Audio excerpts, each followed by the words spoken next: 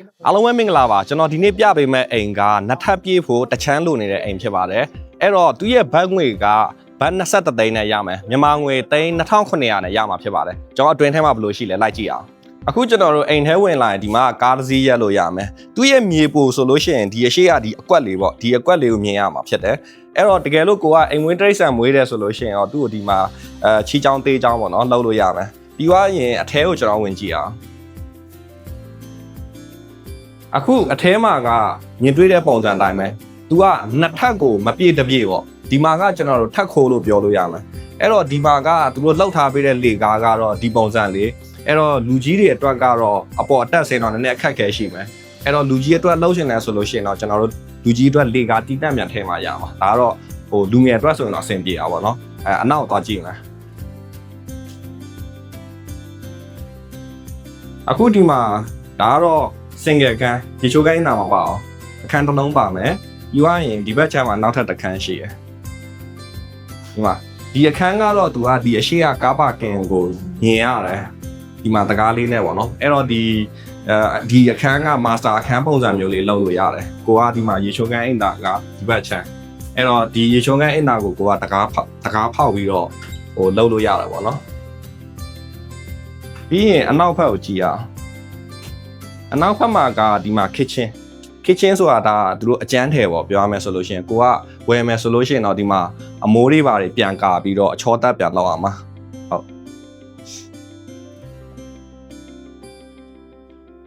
အဲ့တော့ကျွန်တော်ဒီအပေါ်ထပ်လေးကိုတစ်ချက်လိုက်ပြပေးမယ်အခုဒါအပေါ်မှာတော့ဒီအနေထားလေးသူက open ကိုမှကိုက private kitchen နဲ့ဆိုရင်ဒီနေရာကို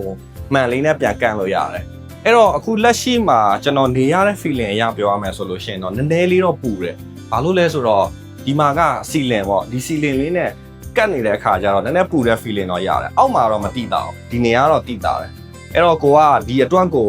တီးတန့် aircon လေးတစ်လုံးတက်မှကို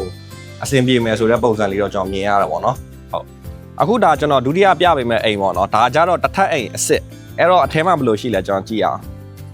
သူကဝင်လာရင်ဒီမှာကားတစ်စီးရက်လို့ရမယ်ပြီးအနောက်မှာကမြေပိုလေးပါနေတယ်သူရဲ့မြေပိုလေးကတော့တော်တော်လေးလုံလုံလောက်ရှိရလို့ပြောလို့ရတယ်သူရဲ့ဈေးကဘတ်28သိန်းမြန်မာငွေကသိန်း3500လောက်တော့ရှိမယ်အဲ့တော့ကျွန်တော်အထဲကြည့်အောင်အဲ့တော့ဝင်ချင်းမှာဒါဧည့်ခန်းပေါ့နော်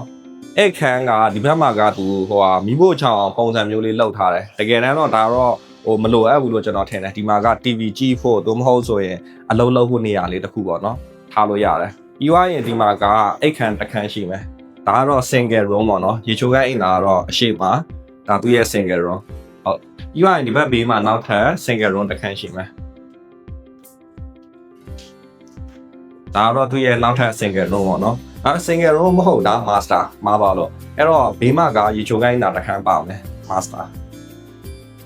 ဒီမှာရေချိုးကိုင်းနာဒီထဲမှာရှိမယ်။ပြင်ကြောင်းအနောက်သွားကြည့်ရအောင်။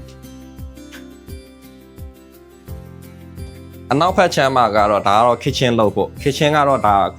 မြင်တွေ့တဲ့အတိုင်းပဲအကျန်းထဲကိုဒီမှာအမိုးတွေပါတယ်ပြန်ထည့်ပြီးတော့ kitchen ပြန်လုပ်လို့ရတယ်။အဲ့တော့ဒီအနောက်မှာ kitchen လုပ်ချင်တယ်ဆိုလို့ရှိရင်ကဒီချင်းမိုင်မှာပေါ့နော်။သူတို့လုပ်ပေးတဲ့ဟိုဟာတွေရှိရယ် engineer တွေရှိရယ်အဲ့တော့ဒီချင်းမိုင်မှာသူတို့ဒီ engineer တွေပေါ့နော်ကျွန်တော်လုပ်ပေးဖူးတဲ့အခန်းတွေရှိရယ်သူတို့ဒီအနောက်မှာ kitchen အခန်းဖွဲ့တာကိုဘယ်လောက်ယူလဲဆိုလို့ရှိရင်ဘတ်3သိန်းယူတယ်ဘတ်3သိန်းကသူကအကုန်ပြီးစီဒီဟိုဟာ basin တွေရောပြီးရင်ဒီအပေါ်မှာဟို wardrobe တွေပေါ့နော်အကုန်လုံးပါတယ်ပြီးရင်ဒီ ceiling တွေပါတယ်လုံးဝဟိုအချောထည်ပေါ့နော်အဲ့ဒါကိုဘတ်3သိန်းယူတယ်အဲ့တော့ဒီအိမ်ဈေးက28သိန်းဆိုတော့ဘတ်3သိန်းပေါင်းဆိုလို့ရှိရင်ဘတ်သိန်း30ပေါ့နော်သိန်း30နဲ့ဆိုလို့ရှိရင်လုံးဝ complete ဒီလိုအိမ်မျိုးရမှာဖြစ်ပါတယ်ဟုတ်အဲ့တော့ဒါအခုလက်ရှိအိမ်ရဲ့အနေထားလေးပေါ့နော်အဲ့တော့ location ပြောရမယ်ဆိုလို့ရှိရင်သူ့ရဲ့နေရာက Major University နဲ့နီးတယ်ချင်းမိုင်မြို့ထဲမှာဖြစ်တယ်သူ့ရဲ့ဒီချင်းမိုင်ရဲ့ ring နဲ့ပြောရမယ်ဆိုလို့ရှိရင် ring 3ရဲ့အပြင်သားလေးပေါ့နော်အဲ့တော့ဒီနေရာကဘယ်လိုမျိုးလူအတွက်တင့်တော်လဲဆိုလို့ရှိရင်လုံးဝအေးချမ်းလေးနေချင်တယ်ဟိုဟာ retire plan နဲ့နေချင်တယ်ဆိုလို့ရှိရင်တော့ဒီနေရာလေးကတော်တော်လေးအဆင်ပြေတယ်နောက်တစ်ချက်ကဒီမှာတက္ကသိုလ်ကျောင်းတက်မဲ့ကလေးတွေရှိတယ်ဆိုလို့ရှိရင်ပေါ့နော်ဒီမှာက